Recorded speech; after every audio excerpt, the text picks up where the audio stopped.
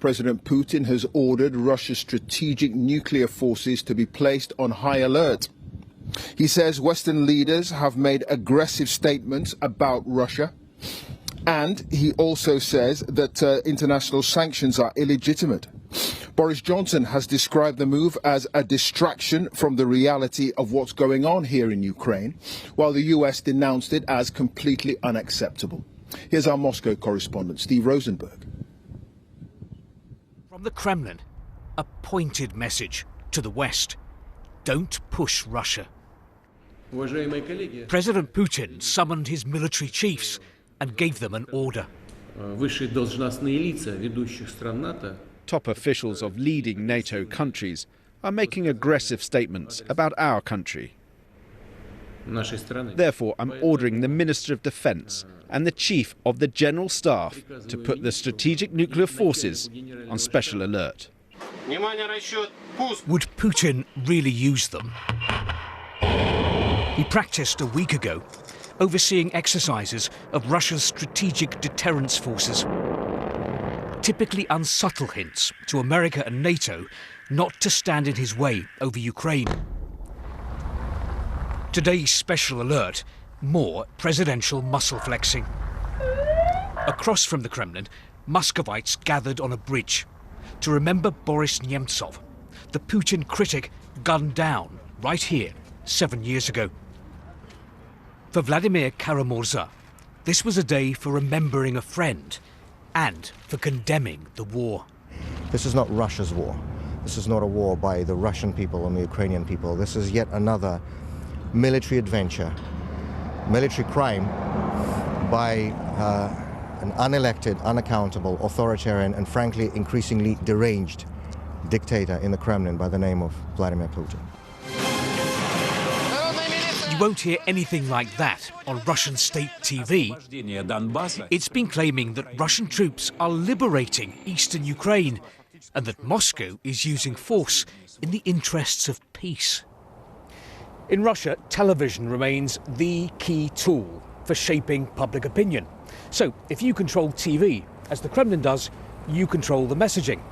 But not 100%, because today many Russians do get their news and information online. And there, they see a very different picture. So if you use the words attack, invasion or war... We can say only special operation. Yevgenia Albats edits an online magazine. Like other independent Russian media, the authorities have banned it from calling this a war. What is the Kremlin trying to do to the truth now in Russia? What they always do. Listen, they always... turn truth into lies. They lie. They just lie. Censorship at home. War abroad.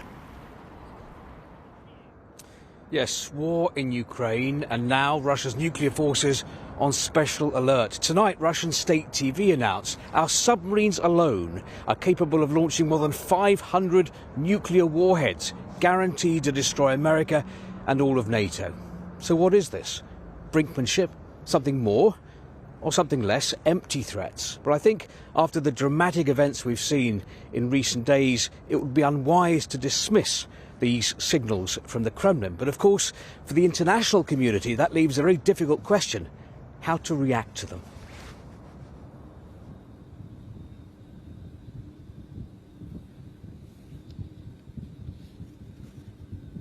OK, we'll leave it there. Thank you, Steve Rosenberg in Moscow. Well, our North America editor, Sarah Smith, is in Washington for us. Sarah, what's been the response to the suggestion that President Putin is putting his nuclear arsenal on standby?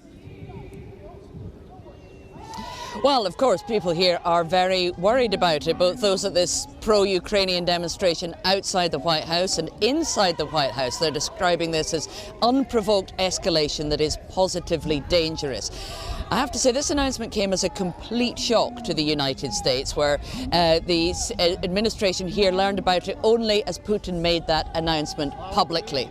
And what senior officials in the Pentagon are warning is that by invoking the use of potentially using nuclear weapons, Putin is raising the chances of a miscalculation that could make the situation much more dangerous. They're also really quite concerned about the tactics they're seeing already being deployed on the ground in Ukraine. They believe that Russia will attempt to isolate and lay siege to the capital Kyiv, and that will of course vastly increase the risks of civilian deaths and casualties. One other thing, the UN is going to hold an emergency special session tomorrow to vote on a resolution condemning Russia, and to give you an idea of the significance of that, they've had only 10 similar sessions since 1950. Okay, Sarah, thank you for that. Sarah Smith there, live in Washington.